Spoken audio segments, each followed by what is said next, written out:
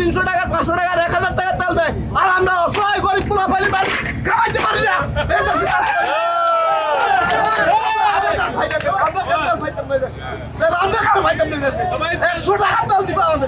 Petrol pump রাজ্যের আধারে mood হয়ে যেতেছে অজ্ঞা সাইকেল পেট্রোল পাম্প আমরা দেশের নাগরিক তো আমরা দেশের নাগরিক তো আমরা থেকে এইখানে দাঁড়িয়েছি তাহলে গলা হয়ে গেছে কিছু খাইতে পারি নাই আল্লাহর গজব এই দেশের উপরে আমরা এই দেশের উপরে আমরা এই জাতি অসৎ জাতি আমাদেরকে গিলি ফেলাইছে অসৎ জাতিরা আমরা এই সরকারের কাছে বলতেছি 1000 টাকা করে আমাদের থেকে নেন আমাদেরকে কার্ড দেন 100 টাকার তেল হইলে 100 টাকার তেল নিব আমরা আর এক শ্রেণীর লোক সুবিধা ভোগ করবো আমরা এটা চাই না আমরা আর আমাদের সহ্য হইতেছে না কষ্ট আমাদের আর সহ্য হইতেছে না সার্কেলে তেল দেয় কিন্তু অনেক বড় সিরিয়াল তাও তেল পাচ্ছি না আজকে একজনে বলছে আমাকে যে এখানে তেল দেয় আমি আসরের সময় আসি দাঁড়াইছি এখনো তেল পাইনি এছাড়া দেশের সব দোকানপাট বাণিজ্য বিতান ও শপিং মল সন্ধ্যা 6টার মধ্যে বন্ধ থাকবে গতকাল জাতীয় সংসদ সচিবালয়ের মন্ত্রী পরিষদ কক্ষে প্রধানমন্ত্রী তারেক রহমানের সভাপতিত্বে মন্ত্রিসভার বৈঠক শুরু হয় প্রায় রাত 11:15 পর্যন্ত প্রায় 3 ঘন্টা ধরে চলে এই বৈঠক পরে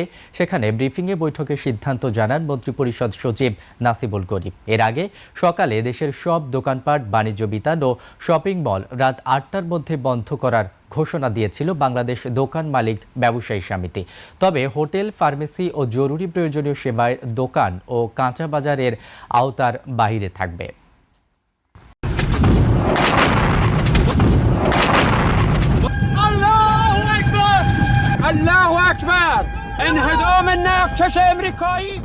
আন্তর্জাতিক ভূ রাজনীতি কোনো ছেলে খেলা নয় যে আপনি একদিকে ইরানকে উস্কানি দেবেন অন্যদিকে চীনকে নাখোশ করবেন আর ভাববেন হরমুজ প্রণালীতে আপনার তেলের জাহাজ নিরাপদে ছেড়ে দেবে দুনিয়া আসলে এতটা সহজ সরল সমীকরণে চলে না যতটা বাংলাদেশের বর্তমান বিএনপি সরকার ভাবছে মধ্যপ্রাচ্যের চরম উত্তপ্ত ভূ রাজনীতি এবং ইরান আমেরিকা স্নায়ু যুদ্ধের যে ভয়ঙ্কর দাবানল চলছে তার চরম মাসুল এবার সরাসরি গুনতে হচ্ছে বাংলাদেশকে একটি দেশের সরকারের কূটনৈতিক অপরিপক্কতা ব্যর্থতা এবং নতজানু পররাষ্ট্রনীতি কিভাবে গোটা দেশকে একটি ভয়াবহ অর্থনৈতিক এবং জ্বালানি খাতের খাদের কিনারে ঠেলে দিতে পারে আজকের এই ঘটনাটি তার সবচেয়ে বড় এবং জঘন্য প্রমাণ হিসেবে ইতিহাসে লেখা থাকবে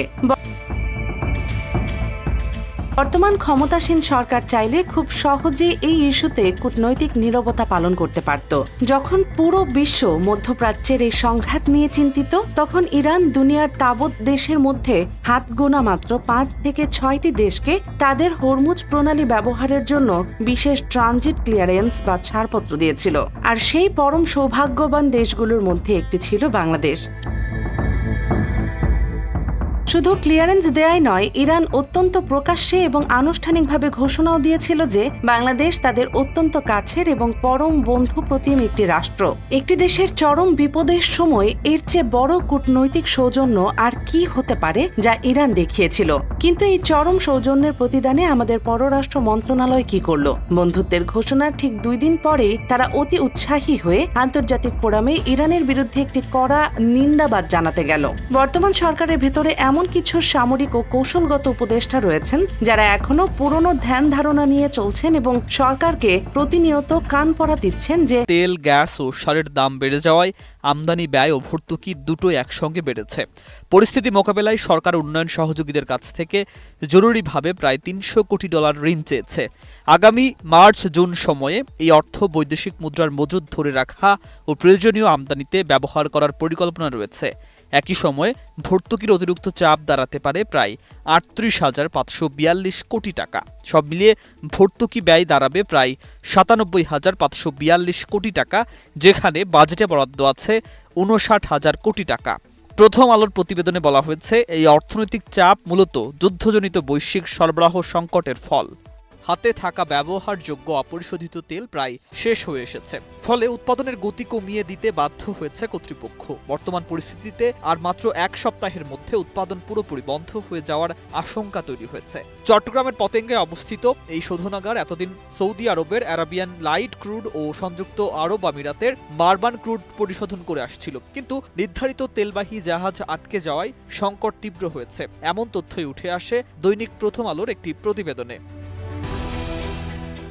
eastern refinery Bangladesh petroleum corporation BPC অঙ্গ প্রতিষ্ঠান হিসাবে দেশের জ্বালানি সরবরাহে গুরুত্বপূর্ণ ভূমিকা পালন করে। বিপিসির চেয়ারম্যান মোহাম্মদ রেজানুর রহমান জানিয়েছেন, তেল না আসায় উৎপাদন ব্যাহত হচ্ছে। যদিও এখনো পুরোপুরি বন্ধ হয়নি, তবে কয়েকদিনের মধ্যে বন্ধ হতে পারে বলে সতর্ক করেছেন তিনি। মালয়েশিয়া থেকে 1 লাখ টন তেল আনার উদ্যোগ নেওয়া হলেও সরবরাহকারী প্রতিষ্ঠান নিরাপত্তা জামানত জমা দেয়নি। ফলে চলতি মাসে নতুন চালান আসা নিয়ে অনিশ্চয়তা রয়েছে। তবে আগামী মাসের শুরুতে একটি জাহাজ পৌঁছানোর সম্ভাবনার কথা বলা হয়েছে। রিফাইনারি সূত্রে জানা গেছে, শোধনাগারটির সংরক্ষণ সক্ষমতা প্রায় 2,25,000 টন। যুদ্ধ শুরুর আগে মজুদ ছিল প্রায় 1.5 লাখ টন তেল, কিন্তু 1 এপ্রিলের হিসাব ব্যবহারযোগ্য তেল নেমে আসে মাত্র 19,000 টনে। এর বাইরে প্রায় 33,000 টন তেল ডেড স্টক হিসাবে ব্যবহার অযোগ্য ছিল। সংকট মোকাবেলায় এসপিএম প্রকল্প থেকে অতিরিক্ত 5,000 টন তেল আনা হলেও সেটিও শেষ হয়ে গেছে। আসসালামু আলাইকুম রাহমাতুল্লাহ। আশা করি দর্শক ভালো আছেন। দেখছিলাম শিরোনাম, এখন দেখব বিস্তারিত। আমার ভিডিওটি ভালো লাগলে অবশ্যই লাইক, কমেন্ট এবং সাবস্ক্রাইব করুন এবং সাথে থাকা বেল আইকনটি বাজিয়ে দিন। দর্শক, আমি আর কথা বাড়াবো না, চলুন শুরু করি বিস্তারিত। পতেঙ্গার এই বিশাল প্ল্যান্টে এখন শুধুই হাহাকার। যে রিফাইনারি সারা দেশকে সচল রাখার জ্বালানি যোগায়, সেখানে এখন অপরিশোধিত তেল বা ক্রুড অয়েলের মজুদ শূন্যের কোঠায়। কিন্তু কেন এই বিপর্যয়?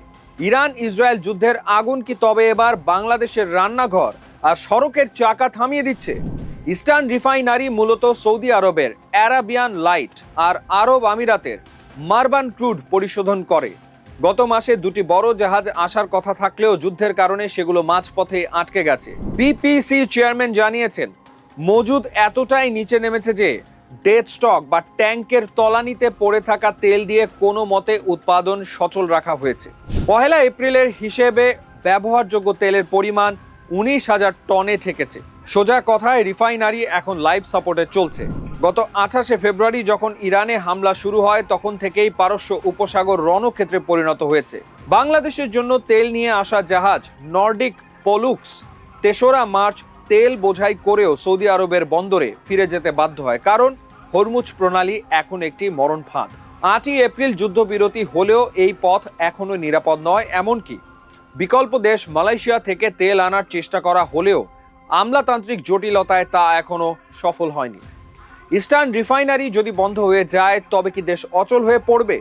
পরিসংখ্যান বলছে, আমাদের তেলের প্রায় 24% আসে এই রিফাইনারি থেকে। ডিজেল আমদানির ওপর নির্ভর করায় বড় সংকট হয়তো তাৎক্ষণিকভাবে হবে না, কিন্তু পেট্রোল আর অকটেনের একটি বিশাল অংশ এই শোধনাগারে থেকেই আসে। বিকল্প পথ হিসেবে সৌদি আরবের ইয়ানবু বন্দর ব্যবহারের চিন্তা করা হচ্ছে ঠিকই, কিন্তু সেখানে প্রতি ব্যারেলে $0.25 বাড়তি খরচ হবে। আর এই বাড়তি খরচের বোঝা দিন শেষে কার ওপর চাপবে? উত্তরটা আমাদের সবার জানা। সরকার অবশ্য বলছে আতঙ্কিত হওয়ার কিছু নেই। জ্বালানি প্রতিমন্ত্রী অনিন্দ্য ইসলাম জানিয়েছেন, পরিশোধিত তেল নিয়ে কয়েকটি জাহাজ ইতিমধ্যে দেশে পৌঁছেছে। পেট্রোগ্যাস ইন্টারন্যাশনালের সাথে ডিজেল আমদানির নতুন চুক্তি হয়েছে, কিন্তু প্রশ্ন হলো, পরিশোধিত তেল আমদানিতে যে বিপুল পরিমাণ বৈদেশিক মুদ্রা বা ডলার খরচ হয়, বর্তমান রিজার্ভ সংকটের সময় বাংলাদেশ কি সেই চাপ সামলাতে পারবে? নাকি জ্বালানি সংকটের জেরে লোডশেডিং আর পরিবহন ধর্মঘট আমাদের দৈনন্দিন জীবনকে বিষিয়ে তুলবে? একটি তেল শোধনাগার বা রিফাইনারি চালানো আর বাসার জেনারেটর চালানো এক কথা নয়। বিশেষজ্ঞরা বলছেন, ইস্টার্ন রিফাইনারির মতো বিশাল স্থাপনা যদি তেলের অভাবে একবার পুরোপুরি বন্ধ, শাটডাউন হয়ে যায়, তবে তা পুনরায় চালু করা অত্যন্ত জটিল ও সময় সাপেক্ষ। দীর্ঘদিনের পুরনো এই প্ল্যান্টের যন্ত্রাংশগুলো বিরতিহীনভাবে চলার জন্য ডিজাইন করা। হঠাৎ উৎপাদন বন্ধ হয়ে গেলে পাইপলাইনে থাকা অবশিষ্টাংশ জমে গিয়ে মারাত্মক কারিগরি ত্রুটি দেখা দিতে পারে। অর্থাৎ 1 সপ্তাহের তেল সংকটে যে রিফাইনারি বন্ধ হবে, তা মেরামত করে আবার সচল করতে মাসের পর মাস লেগে যেতে পারে, যা বাংলাদেশের জ্বালানি খাতের জন্য হবে এক অপূরণীয় ক্ষতি। এই সংকটের পেছনে কেবল যুদ্ধই নয়, বরং দেশের অভ্যন্তরীণ ডলার সংকটও বড় অনুঘটক হিসেবে কাজ করছে।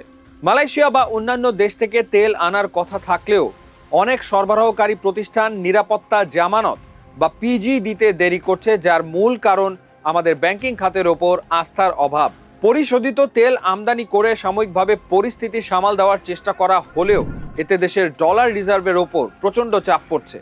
কারণ অপরিশোধিত তেল এনে দেশে পরিশোধন করলে যেখানে সাশ্রয় হতো কোটি কোটি টাকা, সেখানে তৈরি তেল চড়া দামে কেনা মানে হলো অর্থনীতিকে এক মরণ ফাঁদে ফেলে দেওয়া।